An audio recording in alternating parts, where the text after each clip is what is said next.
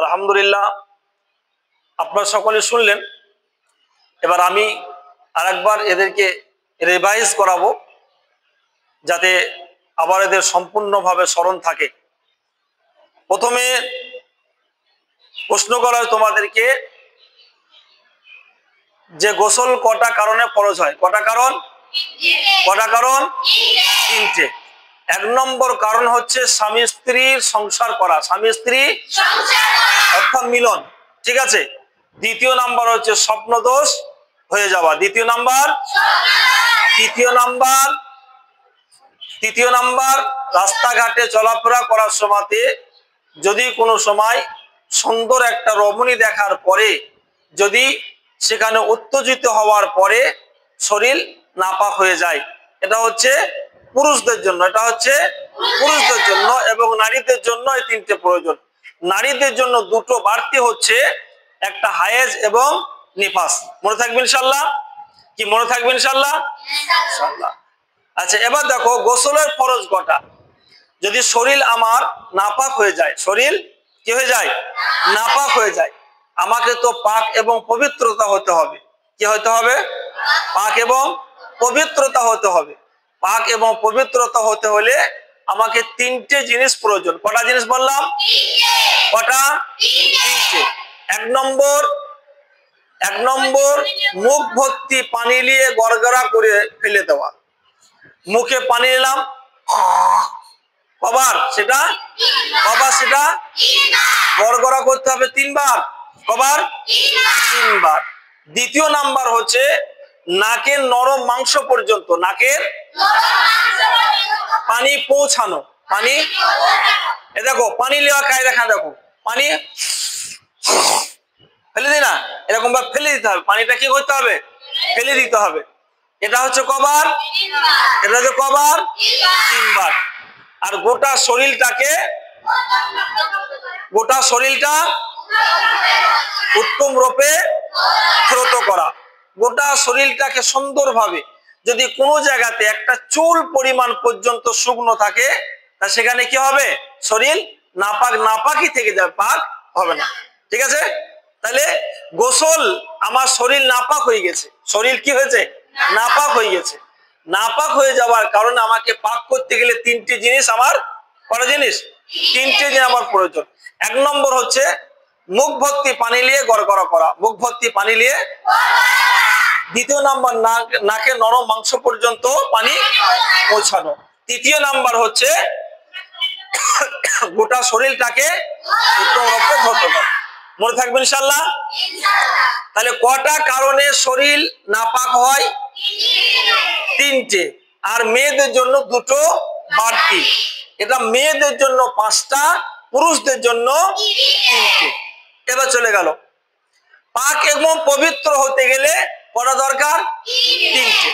এই 3টে নারী পুরুষ সকলের জন্য, কি এই 3টে নারী পুরুষ সকলের জন্য 3টে প্রয়োজন। তাহলে গোসলের ফরজ চলে গেল। গোসল কোন কারণে ফরজ হয় সেটা চলে গেল। এবার চলে এসো ওযুর ফরজ। ওযুর ফরজ কটা? ওযুর ফরজ কটা? 4টে। এক নম্বর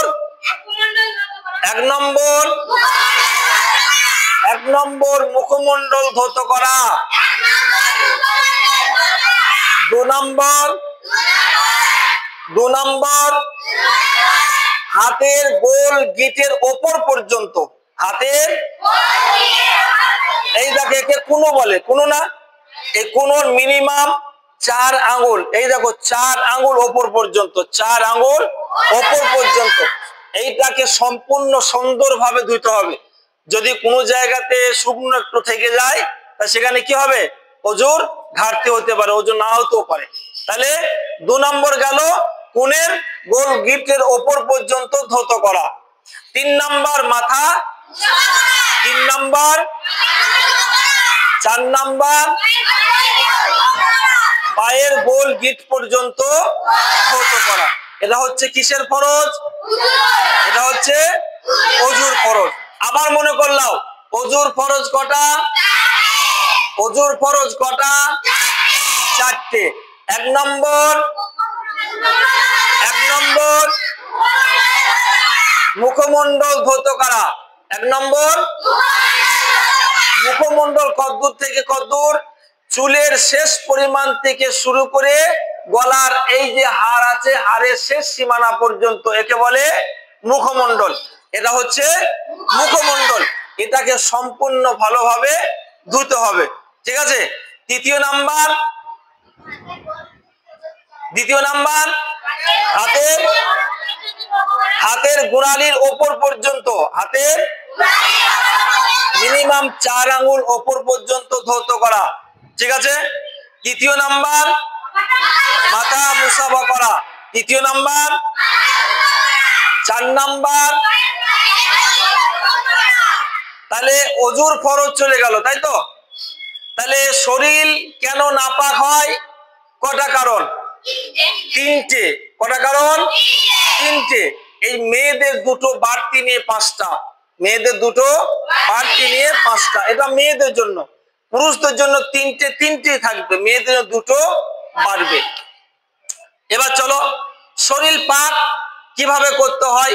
ছেলে এবং মেয়ে সকলেই 3টে প্রকারের শরীর কি হয়? পাক হয় এবং পবিত্র হয়।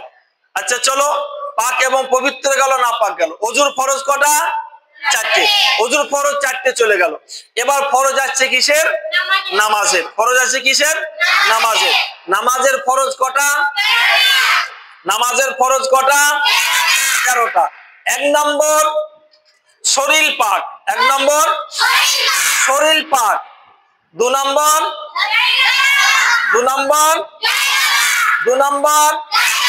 বস্ত্র পাক। 2 নম্বর বস্ত্র পাক। 3 নম্বর জায়গা পাক। 3 নম্বর জায়গা পাক। 4 নম্বর সতর ঢাক। 4 নম্বর সতর ঢাক। দেখো শরীরের ভিতরে 4টে। কটা? 1 নম্বর হবে তোমার শরীর পাক। 1 নম্বর। 2 নম্বর।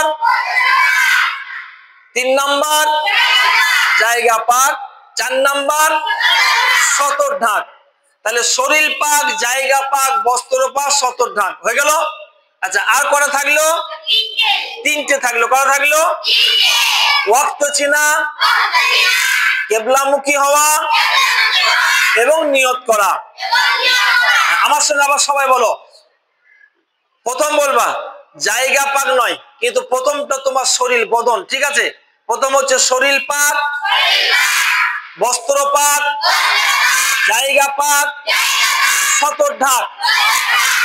3টে ঢাক চলে গেল।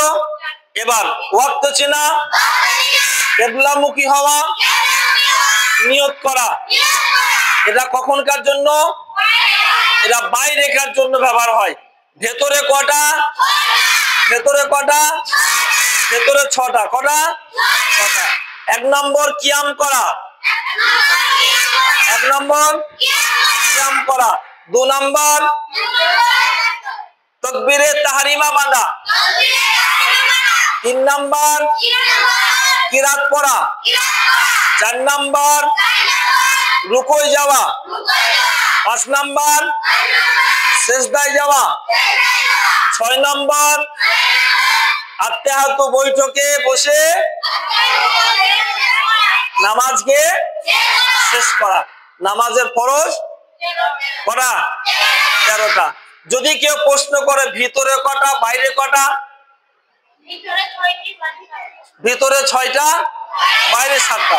যদি কেউ প্রশ্ন করে তোমাদেরকে ভিতরে তোমার যে 7টা আছে, 6টা আছে, ওই 6টা কি কি, তখন কি বলবা? কিয়াম করা, কিয়াম করা, তাকবীরে তাহরিমা বাঁধা, কিয়াম করা, কিরাত পড়া, রুকুয় যাওয়া, সিজদায় যাওয়া, আত্তাহিয়াতু বৈঠকে বসে নামাজ শেষ করা। তাহলে এবার তোমরা বুঝতে পারলে নামাজের ফরজ কটা? 13টা। কটা? তাহলে 1 নম্বর গেল। প্রথমে শরীর কেন নাপাক হয়? শরীর কটা কারণে নাপাক হয়? কটা কারণ? 3টে। মেয়েদের জন্য 5টা। মেয়েদের জন্য 2টো বাড়তি। মেয়েদের জন্য 2টো বাড়তি। একটা হচ্ছে হায়েজ, একটা হচ্ছে নিফাস। এবার যদি কেউ প্রশ্ন করে তোমাদেরকে নিফাস কাকে বলে, নিফাস কি বোঝো, তোমরা কি বোঝো? নিফাস যখন তখন শুরু হয় না। কখন হয় না? যখন মেয়েদের বাচ্চা হয় তখন নিফাস শুরু হয়। আর হায়েজ প্রত্যেক মাসে চলে, ঠিক আছে? ওটা প্রত্যেকটা পৃথিবীর প্রত্যেকটা কোণাতে কোণাতে যে সমস্ত নারীরা আছে, মা বোনরা আছে, এটা তাদের হবে। শুধু একমাত্র ইন্দোনেশিয়া মহারাষ্ট্রের ভিতর সব থেকে বড় ইন্দোনেশিয়ার নারীদের বছরে একবার হয়, বছরে একবার হয়, ঠিক আছে? এই জন্য ওখানে হচ্ছে আলাদা সিস্টেম, তোমাদের এখানে আলাদা সিস্টেম, ঠিক আছে? এই জন্য যদি কেউ প্রশ্ন করো কখনো কোনো সময়তে, ঠিক আছে, প্রশ্নগুলা সঠিকভাবে জবাব দিয়ে করতে হবে, তাই তো নাকি? মনে থাকবে ইনশাল্লাহ? ইনশাল্লাহ। এর পরের জুম্মা দিনে তোমাদেরকে নামাজের যে কায়দা কারণ সেগুলাকে বলে দেওয়া হবে, ঠিক আছে ইনশাল্লাহ? ইনশাল্লাহ।